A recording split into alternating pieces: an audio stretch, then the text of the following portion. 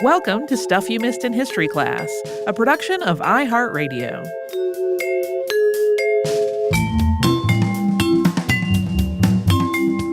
Hello and welcome to the podcast. I'm Holly Fry. And I'm Tracy V. Wilson.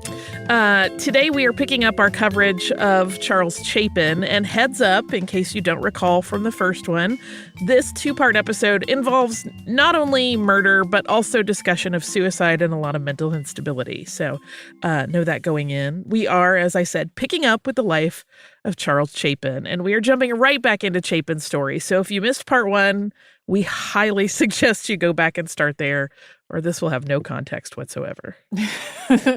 He will just spontaneously be working with Joseph Pulitzer out of nowhere. Where we left off, Chapin, after making a name for himself in the St. Louis news business, had been summoned to New York by Joseph Pulitzer in a telegram that conveyed a sense of urgency to the whole situation. This was March of 1898. Pulitzer had asked Charles Chapin to get on a train that very night, if at all possible.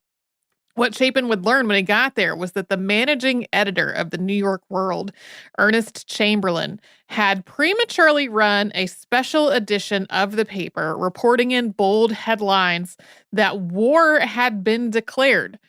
This is in the wake of the sinking of the USS Maine in Havana Harbor, and most journalists saw the Spanish-American War as inevitable, but it had not actually begun yet.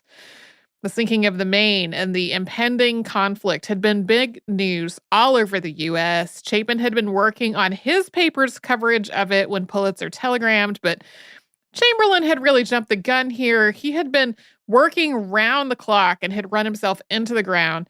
He was really not well at this point. He died of pneumonia soon after this errant special edition had gone to press.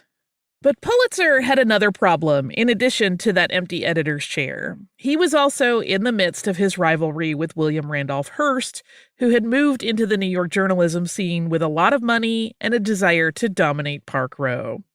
And Pulitzer felt like the only person who could keep Hearst's papers in check was Charles Chapin. To make this daunting task worthwhile, Chapin was offered a salary of $100 a week. Foster Coates was hired as managing editor, and Chapin was the city editor in charge of the evening editions. As the rivalry between Hearst and Pulitzer ramped up, the news business became a frantic, constant stream of extra editions, round-the-clock staff, stealing stories from each other and running so many papers that readers just could not keep up. Sometimes a new edition was hitting the street almost hourly if there was a big story developing.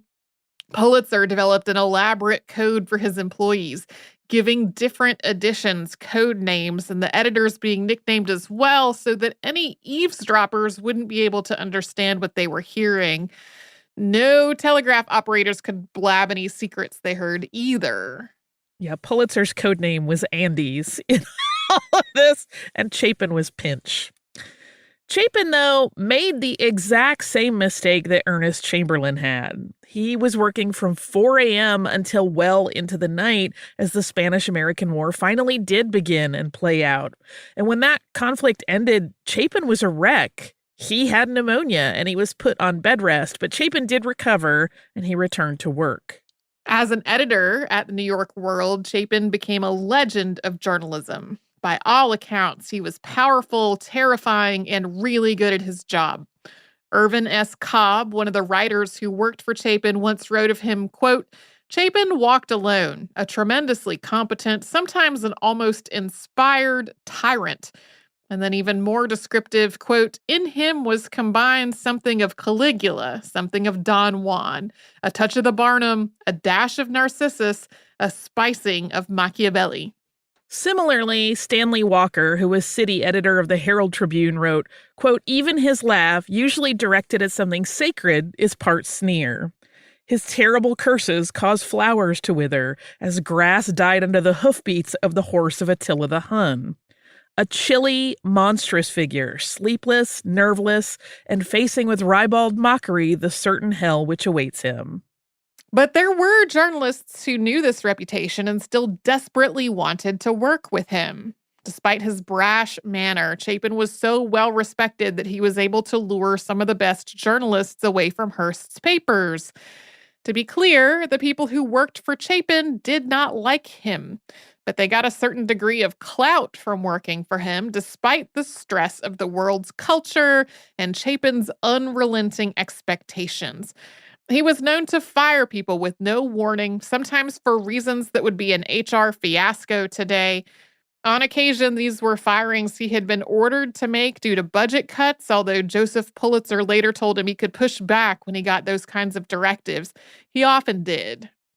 Chapin's approach to running a newsroom was different than other papers. He is sometimes credited for being the first editor to assign reporters to specific beats covering a regular territory or subject matter. And he initially did this by just drawing a grid on a map of the city and giving each block of the grid to a reporter. And then those reporters were held responsible for making sure anything that happened in their section of grid that was newsworthy got covered. But here's what was really unusual. Those reporters didn't usually write the stories. They would call in to the newsroom with details they had gathered, and then an assigned writer would assemble that information into a story. Those positions came to be called rewriters. Chapin had embraced the telephone. He had telephones installed in the newsroom to speed up the delivery of information to the news desks. Reporters were to call in regularly with information as part of their daily routine. And because of his telephone relay system, the evening paper became more and more profitable as it outpaced competitors on scoops. People also started calling in with tips, which further expanded Chapin's lead over other papers when it came to getting stories out first. In 1902, Junior, as the evening paper was called, was making a $200,000 profit. Yeah, the newsroom always had a writer just hanging and ready in case anything came in at any hour of the day or night. Charles Chapin, though, was not only a boss who barked orders. He was perfectly happy to take interviews or reports and write up those stories himself, quickly and with a style that consistently engaged readers. He was so good in his role as city editor that Pulitzer had been reluctant to promote him and lose out on that hands-on approach. And this led to some friction at times because Chapin got passed over for promotions that went to lesser qualified candidates. There was even an internal memo that was prepped for Pulitzer that outlined the ways in which Chapin got more perks and money and took more time off than any other employee. These were sort of talking points he could point out to Chapin if he made a lot of fuss about it. But that memo also acknowledged that Chapin was easily the most valuable asset that they had in the newsroom. Chapin continued to make his case, but eventually he kind of dropped it when he felt like he was just getting nowhere, and he also worried he might be risking Pulitzer getting annoyed by him. During the 1904 General Slocum disaster, in which a pleasure cruise chartered by St. Mark's Evangelical Lutheran Church went up in flames on the East River, killing almost 1,400 people, Chapin was there taking the relay and writing up the grisly details. The report was so bad that even the person who called in the tip became overwhelmed by the horrors he was seeing and hung up. The Evening World was the first paper to go to print with the story thanks to the telephone account. While there had been mixed feelings about Chapin's telephone system within the organization, the achievement of being first on such a big news story justified its use. Chapin's contract was renewed with a clause that he wouldn't go to work for any other paper for several years. Joseph Pulitzer's son, Joseph Jr., became a new project for Chapin at this point, and that was a project that did not go particularly well. The younger Pulitzer had been enrolled at Harvard, but he had not been bothering to go to class, so his father sent him to work in Chapin's newsroom, thinking that might be a valuable education. And he instructed Chapin to show no partiality to his son. He may or may not have regretted that later. Joe Jr. was sometimes late, something Chapin hated, and then on occasion he failed to show up at all. And for Chapin, these were fireable offenses normally. But because of who this employee was, he tried to talk sense into him. And the thing was, the younger Pulitzer was apparently a pretty naturally talented reporter. So Chapin also kind of wanted to encourage him because he did do that with young reporters. He would find them and kind of teach them the business. After many infractions, though, of the editor's rules, it was finally a week of unexplained absence that got Pulitzer's son fired. Pulitzer Sr. backed up Chapin on this decision. In a moment, we'll discuss Chapin's relationship with his great uncle after his return to New York, but first, we will pause for a sponsor break.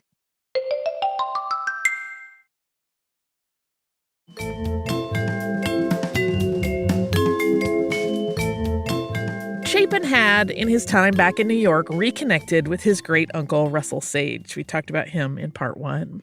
That reconnection had been a little bit tenuous because in the wake of the attack on Sage's office that we mentioned in part 1, one of Sage's employees who had been seriously injured by that blast had received no financial assistance from his employer, and he sued Sage over it.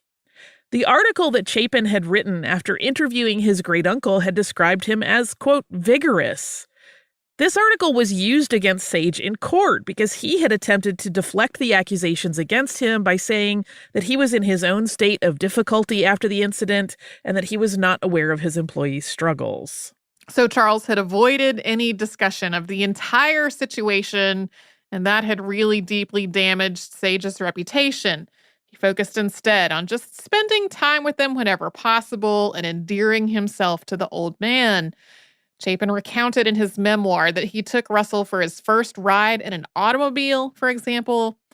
Chapin believed that Sage was going to leave him a fortune when he died. Yeah, and allegedly Sage had hinted at as much. Russell Sage died on July 22nd, 1906. He was 90. All of New York wondered what was contained in his will, which was rumored to have been rewritten just a few years before his death. But no one was more expectant about its contents than Charlie Chapin. And rumors started to circulate that the wealthy financier had actually left all of his fortune to charity. Chapin was tense, and he actually had the death announcement of his great-uncle rewritten twice by one of his writers, first casting Sage as astute and completely in command of his faculties to his last breath, then as having been senile and of questionable mental acuity, before then going back to the more flattering version, which apparently had to be pulled out of a trash can. After several days of waiting, the contents of the will were revealed, and it was not what Chapin had hoped. Russell Sage had left almost everything to his wife. The exception was a few small bequeathments. His sister, who had died before him, was left $10,000. His nieces and nephews each got $25,000. That point was particularly painful for Chapin because his father, who had abandoned the family, was still alive and he got his inheritance. Nothing was left to charity, although Mrs. Sage used her inheritance largely in service of others. When Chapin ran the story, he included that the relatives had been left out and that some were preparing to contest the will. According to the story Chapin ran, each relative had expected $1 million. Of course, this is incredibly inappropriate by today's journalistic standards. Chapin was reporting his own desires, essentially, as though they were fact. Also, just in general, this was a story that he had a vested interest in himself that he doesn't seem to have disclosed. This was just a widely read and influential paper for this to be playing out in. Earl arranged for his inheritance to be dispersed to Chapin's mother and siblings, but nothing to Charles. The logic was that he had a fancy, high-paying job and the rest of them needed money. And Chapin had money. He had been putting it away over the years, according to his account, although others thought he may have been paid off for various stories rather than accumulating his wealth slowly over time.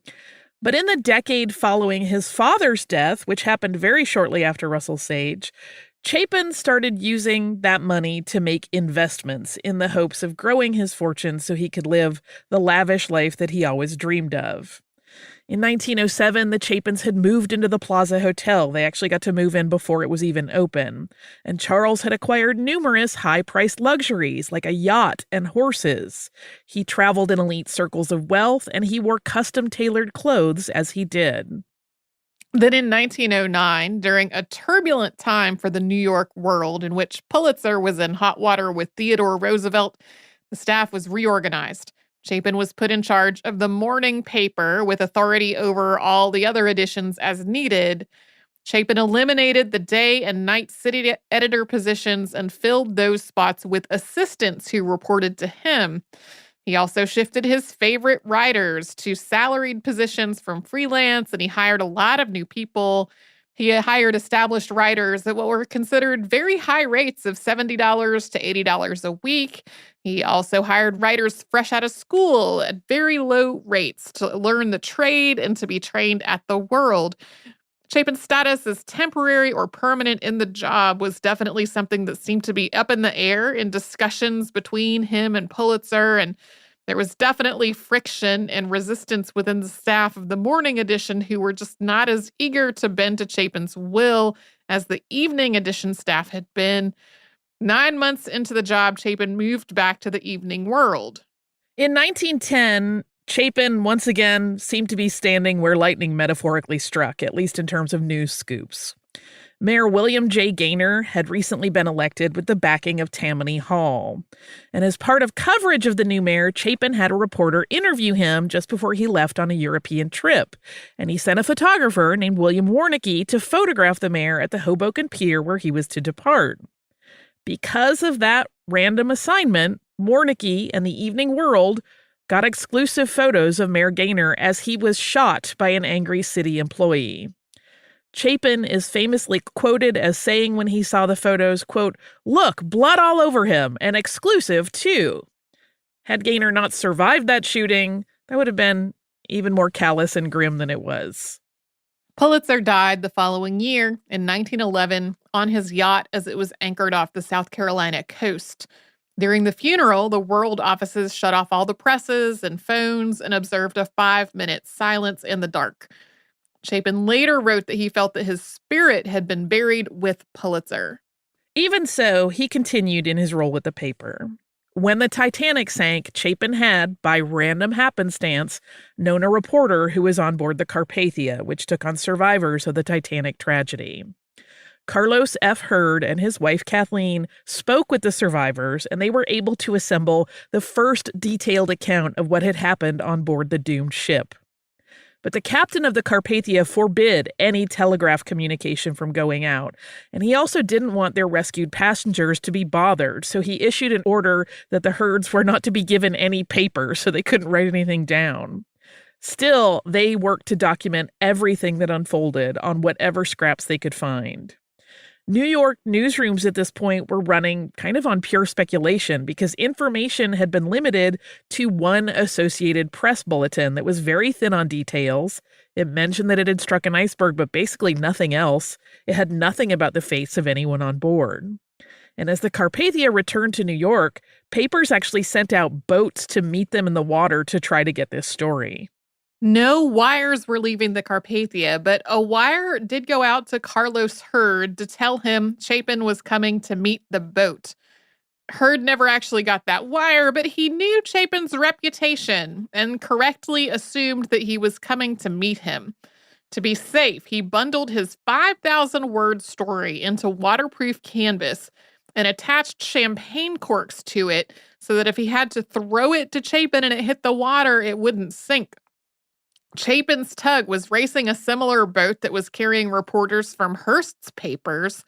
Although there were a lot of close misses, Chapin did take possession of the story when it was flung overboard, marked it up for the typesetters while the tug made its way to the dock, so the World's extra edition covering the tragedy was being handed out to readers before the Carpathia even docked. No other reporters even had a chance to get a quote at that point. Hurd was able to purchase a copy of his own story as he left the ship and headed into the city. Yeah, this is that story of all of the newspapers trying to get out to the Carpathia is bananas. There are literally ships ramming each other as they try to get out there. Even when Hurd had thrown his bundle overboard, it got caught on a wire, and one of the sailors went out to get it, and the Carpathia's captain is yelling at him to bring it back, and the passengers are yelling, "No, throw it down," and the sailor threw it down to Chapin, and like the ink was not even dry on the editions they were handing out there at the dock. It was like one of those like watershed moments in journalism for a lot of people because it was astonishing that it happened. So while Chapin's life was seemingly one success after another, he was spending the fruits of his labor far faster than they were coming in. His debt was mounting. Several of his investments had sunk, and he was losing money in the stock market. But he continued to live the life of a millionaire. And one of the things that he had done in all of this was take assets from the trust that was intended for the estate of his youngest sister, Edna. That was a daughter that his father had after he had started his second family. But at this point, Edna was almost 21. That was the age when her trust and its investments would be assessed and accounted for and handed over to her, and Chapin had no way to replace what he had taken. Additionally, creditors were coming after him. He had such good instincts for news, but none of that transferred over to finances. He had no instincts in that space. Chapin resolved to end his life. He put in a call to the police station where he had friends and said that he needed a revolver. He had no permit for one, but he was told to come down to the nearby police office where he would be set up with one. He and Nellie went to Washington via train. Charles came down with the flu on the way and was confined to bed once they arrived. He started to think about Nellie and what would happen to her if he was dead. She had no real support system and she wasn't in good health, and he believed he would have to end both of their lives to spare her the misery of destitution without him to support her. She had no idea what their financial situation was. The night Chapin intended to do this, he had the revolver under his pillow as Nellie slept beside him. When he put his hand on the gun, though, he had a vision of his mother, young and beautiful, shaking her head at him, so he abandoned the plan, at least for a moment. As the following days played out, Chapin became increasingly paranoid. He believed he was being followed, and he finally, in a park, told Nellie all of their problems and about his intention to end his own life. He did not share with her that he had also planned to kill her. Nellie was surely shocked by this information, but she seems to have really kept quite a level head. She told her husband that he had probably magnified his troubles by keeping them to himself and letting them stew, and that they just needed to return to New York and meet with a lawyer friend and talk this whole thing through. And Chapin did just that. He also reached out to a friend in the tobacco industry for help, who told him instantly he would do anything to get Chapin out of trouble. And the lawyer had advised him, just come clean, say you used money from that estate, and that you are going to pay it back. And so this tobacco friend basically enabled Charlie to replace the missing trust funds with a financial gift. And then he was able to wrap up his sibling Edna's trust and be free of it, which was a huge burden off of his back. And life, for a time, went back to normal. But several years later, and as the summer of 1918 came to an end, Chapin was once again in hot water financially. He had sold off a lot of his luxury items to try to stay afloat. He was still deeply in debt, and creditors were threatening to garnish his wages. He knew he would be fired once this story went public, and so once again he decided that he needed to end his life and Nellie's. In the early morning hours of September 16th, 1918, Charles shot Nellie as she slept. In addition to the note that he wrote Carlos Seitz, which we read at the beginning of the first part of this, he wrote another to a friend, Harry Stimson, confessing what he had done, writing, quote, "For a long time, I have been unable to sleep. My nerves are unstrung. I am tortured with pain. My wife died this morning. In a few minutes, I also shall be dead." After writing these letters, Chapin got dressed and put a do not disturb sign on the hotel door and left with his revolver in his pocket. He posted his letter to Seitz and headed to Central Park when that's where he intended to take his own life, but he started having hallucinations.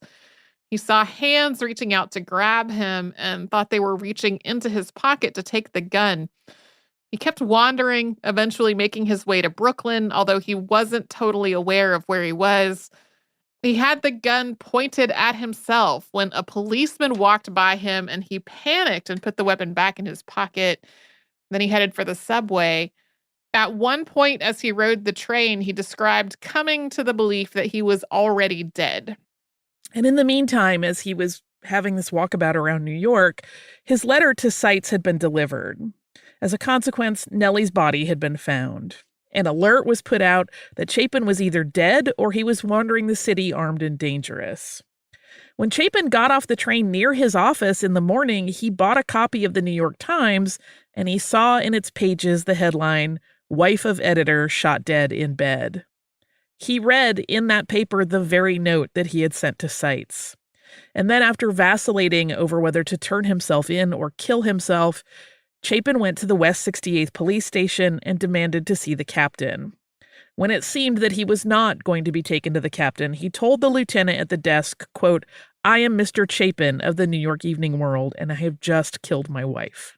We'll get to the aftermath of this entire upsetting event after we take a break to hear from the sponsors that keep Stuff You Missed in History Class going.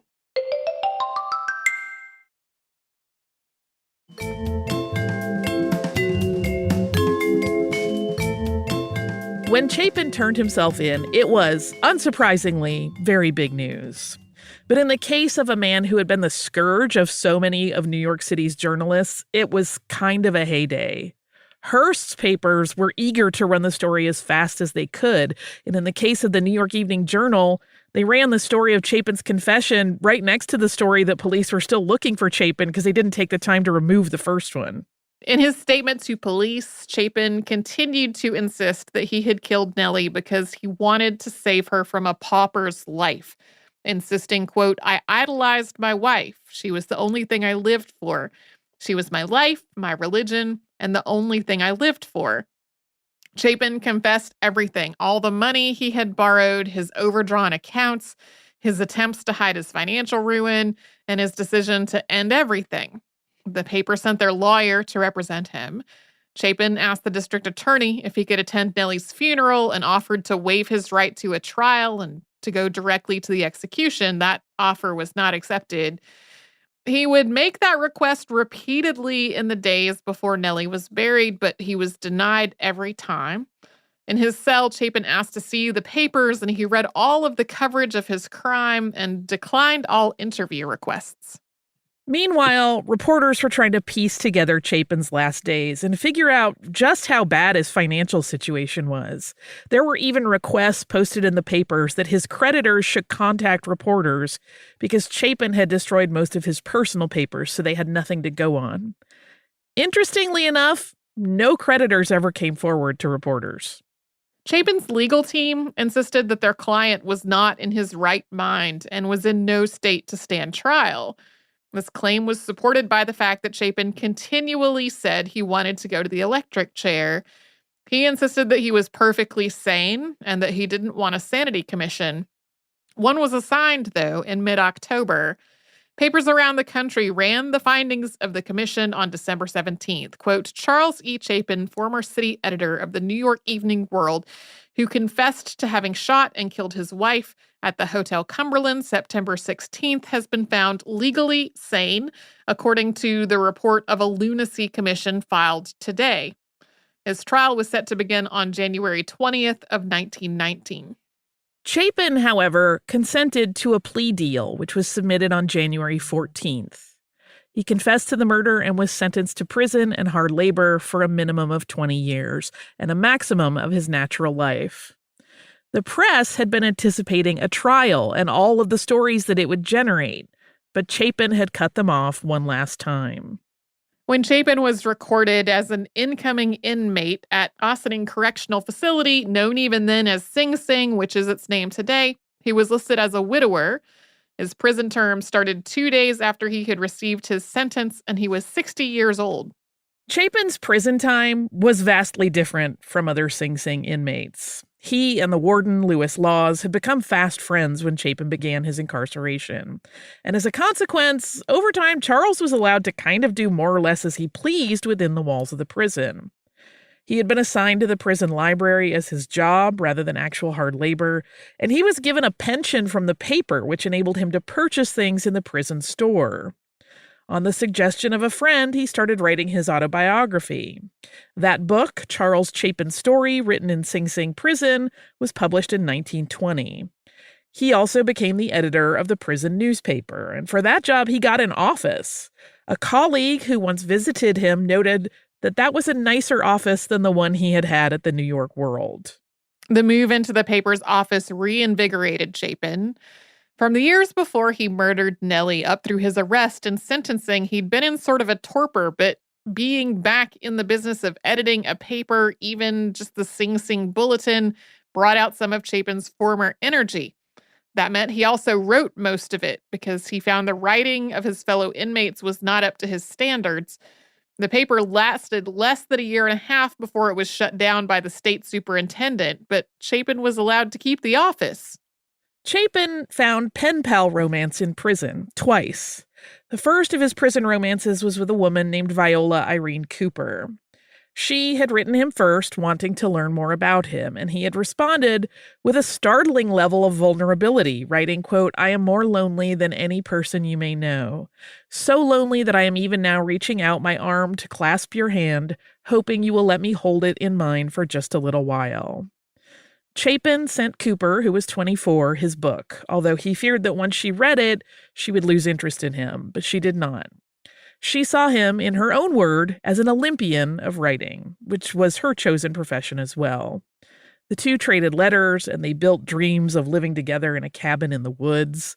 Viola came to visit him numerous times, but it didn't last. Their relationship ended when Viola, still young and still very much seeking adventure, set sail for Fiji aboard the windjammer Bougainville.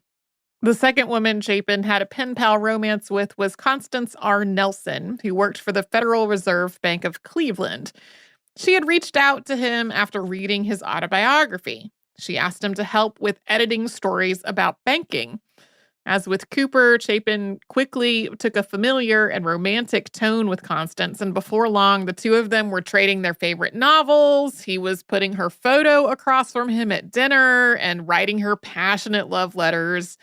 Nelson first visited him in June of 1924, and this was the first of many visits. Constance was greeted by the warden for lunch, almost as if she was visiting family, and she and Chapin had time together in the morning and the afternoon. Constance also made a point to reach out to Charles's family and even to visit Nellie's grave and put flowers there. Yeah, she really seemed fairly committed to this whole idea that she wanted to be in his life. But perhaps the most surprising thing that Chapin did at Sing Sing was gardening. The prison yard at Sing Sing was large. It's been described as about the same area of 2 football fields. And for a long time, it was very empty. There was a small garden at one point near one of the buildings, but that was it. And when Chapin had seemed extremely sullen one day, the prison chaplain, who he had become friends with, had suggested he try digging a little garden to get some fresh air and possibly feel a little better. Chapin told him he wasn't interested, but Father Cashin brought him gardening tools anyway, and Chapin grudgingly used them, only to discover he really enjoyed gardening and found it therapeutic. Soon, he asked the warden if he could be assigned to care for the prison's lawns. And before long, Chapin was drawing up designs to fill the empty, barren space of the prison yard. When a local nursery discovered that he was trying to expand the prison's green space, they sent a truckload of plants. Soon, Chapin was reaching out to other people who might be able to donate bulbs, seedlings, and supplies. Horticulturalists shared Chapin's needs and wish lists among their various groups and friend circles, and they eventually created a network of donators. In 1923, Chapin's design for the prison yard to be transformed into a rose garden was published by the American Rose Society in their annual. There was a call with that for plant donations. Chapin's efforts had so successfully transformed the prison that the warden arranged for a greenhouse to be built as winter approached that year. Chapin called it the Rosary and started taking his meals there. One of the really interesting details of Chapin's makeover of the prison grounds was the thoughtful way that the landscaping had been planned as it led to what was called the death house. That was the area of the facility where executions were carried out. And Chapin had designed this space so that year-round, a condemned man's last view of the world outside that building would be filled with beautiful flowers. In 1924, the gardens were coming together so nicely that they were photographed by House and Garden. Chapin was in the papers again, but this time only for his flowers. They had frequent visitors in the form of horticulture enthusiasts and reporters for gardening magazines. Chapin started to hope that all the positive publicity might help him gain a pardon so that he and Constance could start a life together. And he had a lot of supporters who lobbied for this on his behalf. Chapin wrote during this time about how very much he had changed and pondered how gardening had been the key to that change. Quote, "Roses respond to me when all else fails. Park Row would never recognize me. I don't even know myself, and to think I have changed in so short a time. Do you think that growing flowers did it? As his gardens had grown, people had started bringing him birds as well, which he kept in the greenhouse, and he started showing the birds to visitors with the same delight that he shared his gardens. By the time Chapin had been incarcerated for several years, he seemed to have gained a perspective on his persona within the New York news scene. When Irvin Cobb asked for a visit, the former editor initially refused, but then he acquiesced and he wrote a letter to a friend about having done so. He wondered if Cobb was looking for a way to, quote, get even for the hard knocks he had when I was his boss. Yeah, he realized he was a jerk. Whether or not he regretted any of that is another matter. Chapin's relationship with Constance Nelson went through some strain. Chapin's assistant in prison had been paroled, and that man turned to Constance for help figuring out kind of how to fit into the world outside. And she helped him out with money and with clothing, but when Charles heard about this, he assumed that there was something romantic between the two, and he became very angry and jealous. He later told Constance that jealousy was just part of passion, but they struggled to find their former closeness again, and Chapin replied less and less frequently to Constance's letters. In July of 1926, Chapin became very ill and was diagnosed with acute gastritis. His health declined rapidly. At the same time, the prison had become far too attractive to visitors who wanted to see the gardens, and the warden had to end the flower tours because there simply wasn't enough staff to watch the tourists and the residents, although occasionally journalists were still allowed to visit for stories. As Chapin approached his 70th birthday in late 1928, he seemed to have abandoned the idea of a pardon or parole. When a reporter asked him if he had thought about what would happen to his birds and flowers if he were to be released, Chapin told him, quote, "I do not believe I would care to leave here if I could." He occasionally wrote letters to Constance, but they seemed more critical and chastising than conciliatory in nature.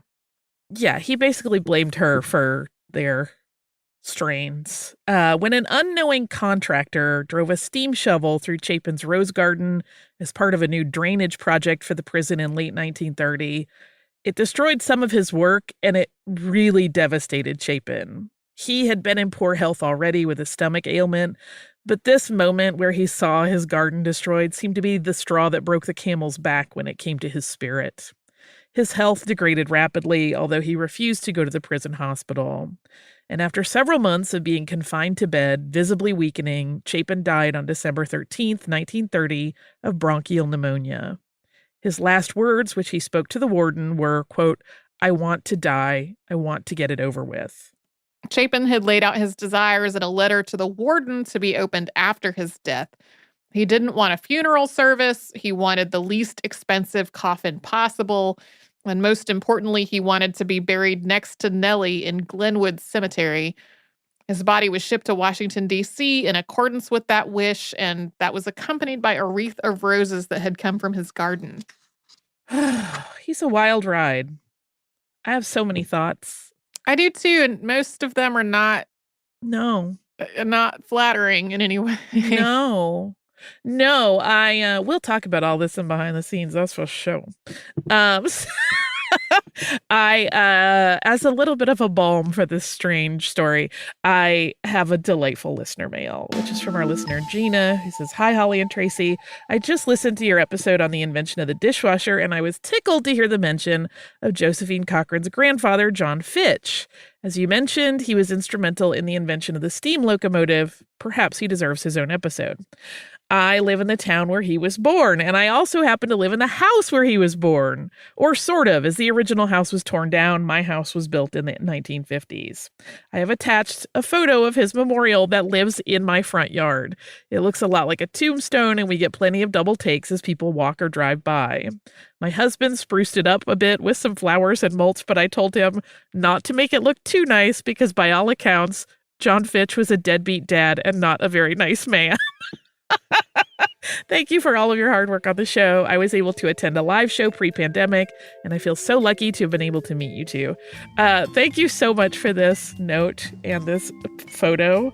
It looks sprucey to me, so Hopefully we will get to do live events again and see many more listeners, but we'll just see what the future holds. In the meantime, if you would like to write to us, you can do so at historypodcast@iheartradio.com. You can also find us on social media as Missed in History.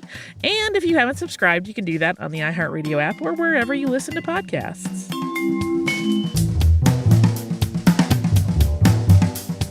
Stuff You Missed in History Class is a production of iHeartRadio. For more podcasts from iHeartRadio, visit the iHeartRadio app, Apple Podcasts, or wherever you listen to your favorite shows.